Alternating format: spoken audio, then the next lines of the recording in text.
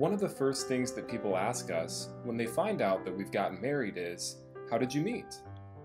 We never get tired of telling this story, and we hope that this testimony of God's faithfulness blesses your hearts. It all started on a hot sunny day in Tempe, Arizona. I was visiting with my friends from Michigan to film a documentary with a good friend, Pastor Steven Anderson. As we were filming together one Sunday, Pastor Anderson asked me if I had found anyone to consider for marriage. At that time in my life, I hadn't found anyone, so I told him that I was looking for the right girl to marry. He then told me about a woman named Frances. He said that she just started attending Faithful Word Baptist recently and that he would be willing to introduce me to her. And so after we were done filming, we headed to the evening service at his church.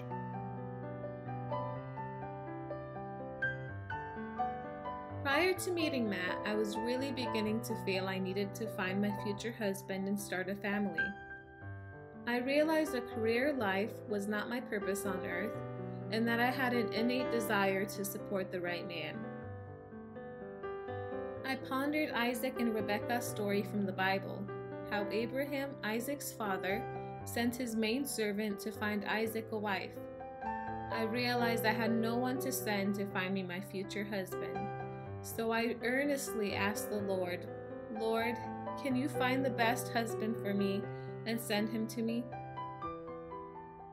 Well, fast forward a few weeks and Sunday, January 27th of 2019 arrived. I believe the Holy Spirit was whispering to me that I would meet my future husband that Sunday throughout my day, but I ignored it. I even almost went to my mom's church instead that evening, since she had come to mine, Faithful Word, in the morning. Things did not align up that way, and last minute I headed for my church. That evening, after church, Matt boldly walked into my life, and little did I know, things would never be the same. After the church service ended, Pastor Anderson pointed Frances out to me. As I started walking over to meet her, she started heading towards the exit. Even though I was a little timid about walking up to her, I quickly approached her. When I saw how beautiful she was, I was stunned for the very first time in my entire life. The first thing that I asked her to start the conversation was, "So you're Romanian?" She chuckled softly and said, "Yes." I realized someone must have told him about me because of the way he phrased his opening statements and my not having an "I am Romanian" sticker on my forehead. However, I asked him in return what his name was. I was curious what this tall, random, handsome guy was doing talking to me. Almost instantaneously during our conversation, I felt a very strong desire to get to know Frances even more. The only problem was, my flight was supposed to take off for Michigan on the following day. I didn't want to be too quick to ask for her number, but in my mind, I didn't have a choice. I realized that it was now or never to be able to stay in contact with her. That night, I asked her to come out with me to Coffee Rush in Chandler, Arizona. I was really excited when she said yes. At the coffee shop, we each tried to get as much information in about ourselves as possible. It felt like catching up with an old friend, and yet new at the same time. I just enjoyed laughing about things with Matt and opening up to him. We were probably a sight to see with all the exciting energy flowing between us. However, even while on our first date, I was clueless as to how things would turn out or what would become of this. I was just going with the flow instinctively. I found him to be charming, and I was thrilled to see his passion for the things of God. We stayed up at the coffee shop until about midnight, and then decided to part ways for the evening. Saying goodbye to Frances wasn't easy, because I didn't think that I would get to see her again. a deep sadness entered into my heart, and the moments that I had shared with Frances that night really touched me. I didn't want to leave her side that night, and so I asked to take a few photos together, since, in my mind, I wouldn't be seeing her again for a very long time. That night, I went to bed asking God to make it possible for me to see her just one more time before heading back home to Michigan. My flight was scheduled to take off the next afternoon, and so I knew that the chances of seeing Frances again were almost impossible.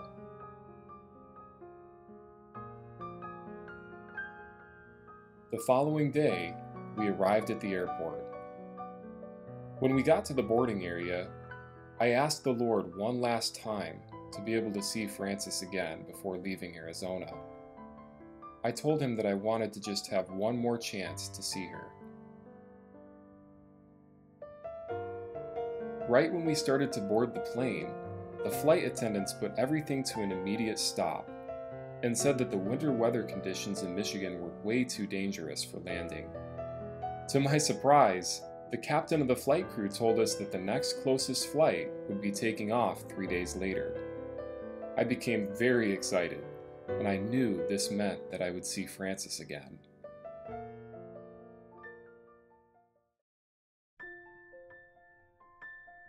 Suddenly, I got a voicemail from Matt and a few text messages.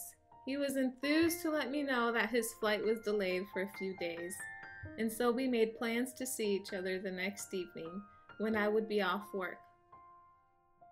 Tuesday came, and we had some bubble tea and went axe throwing for our second date. Over bubble tea, Matt told me I am the most beautiful girl he'd ever seen. I smiled and said, "Thank you."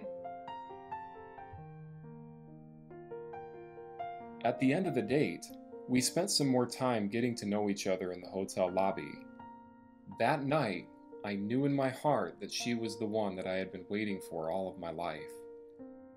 I even texted my dad and told him that I knew for sure that Frances was the girl that I was going to marry someday.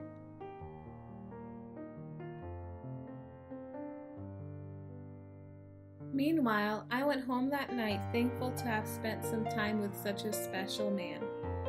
I knew Matt was beyond me. He was something far beyond most people, and I was honored to have spent some time with him. I wondered in my heart what would come of this. Then, Wednesday night, we went door to door soul winning with the church, and then over to evening service. By this third date, his charm suddenly dissipated, and I could tell he had begun falling for me hard. He was too in my space that with any other guy that would have scared me. But with Matt, I could tell he was just completely innocent, and that I was truly the first girl he had ever fallen for. I actually found it endearing and looked past how silly he was acting. After church that night, Matt asked if I would be his girlfriend, and of course, I said yes. Frances was the most beautiful girl that I had ever seen in my life, and so I was pretty excited to get to know her the first few days of our relationship. She was my first and only girlfriend, and I was so happy to know that she was willing to be closer than just a friend to me. On the flight home, I decided to write her a letter telling her that I was excited to get to know her more and that I wanted God's best for our lives. Ever since we had met, we spoke every day, whether it was by text or call. Matt flew me out to Michigan a month after we met to meet his parents. I was very nervous to meet his parents, but nonetheless excited. To my surprise, they were so much fun to talk to that I momentarily thought I liked them even more than Matt. They were interested in talking about all the same things I was interested in talking about. Meanwhile, the rest of my trip in Michigan with Matt was so surreal. He was so sweet and innocent in the way he treated me. I really appreciated his heart and the way he cared for me. I wanted to do my best to honor him the way he honored me. He told me how he had written letters to me all through his life growing up and waited for God to bring me into his life. It was the sweetest thing I had ever experienced.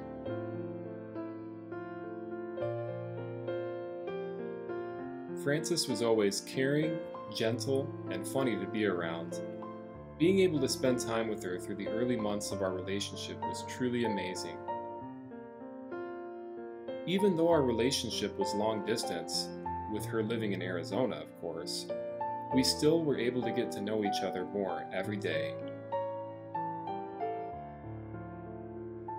After much prayer, I decided to propose to her and ask her to marry me. All of this had happened so quickly, but I knew that this was of God, and that Frances was the woman that I was supposed to marry. To be honest, the thought of proposing to Frances was a dream come true. A month after my time in Michigan, Matt came out to Arizona to spend some more time with me. I felt things were really going somewhere. Matt was continuously loving and caring towards me, and I saw so many great attributes in him. He was always meek, kind, gentle, and funny to be around. We both had the same values and beliefs in the Lord, and that made our relationship flow so well.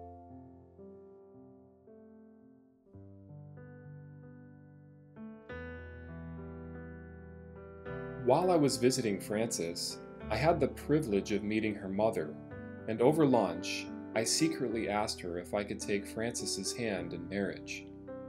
Frances grew up without a father, and so I felt that the best person to ask for a blessing on our marriage would be her mom. She laughed and said yes, even though everything was happening so quickly. A few days later, I took a long journey by foot from the place that I was staying to a mall to search for a ring. I was able to find her a ring that I thought she would like, and that night I decided to propose to her.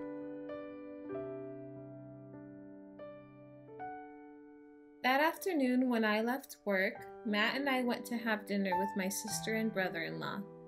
They were skeptical meeting Matt since all of this was happening so quickly, but we all still enjoyed our dinner and time together. Upon leaving the restaurant, Matt told me he wanted us both to dress up and that he had a surprise date for me.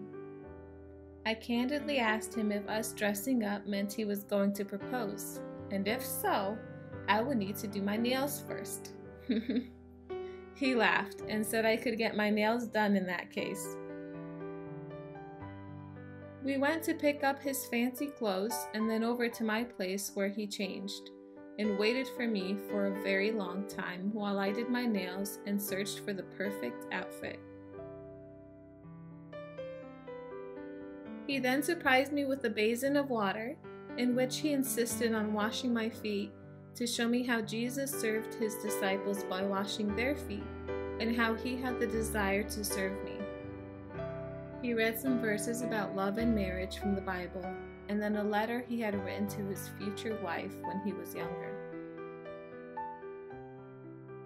We then went to the town lake and sat by the water beneath 2 bridges.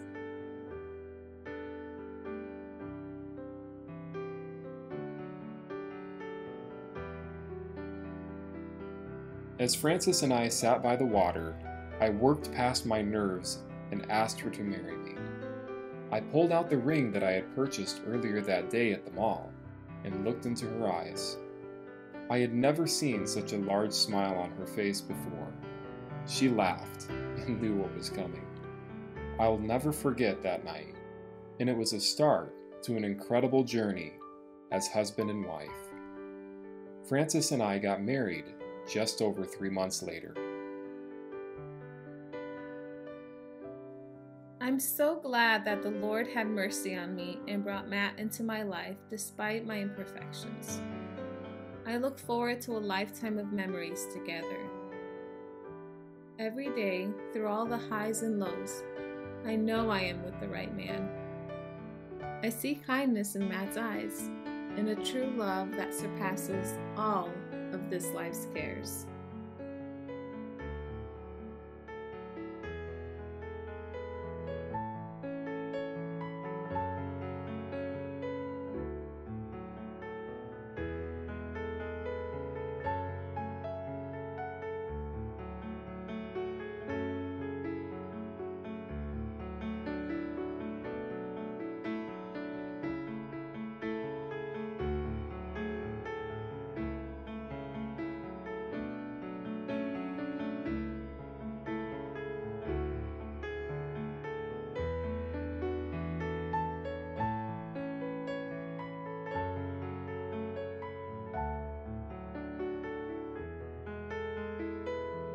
Francis and I are best friends, and we're so thankful that the Lord has brought us together. He alone receives all of the glory for this chapter of our lives. Oh, magnify the Lord with me, and let us exalt his name together.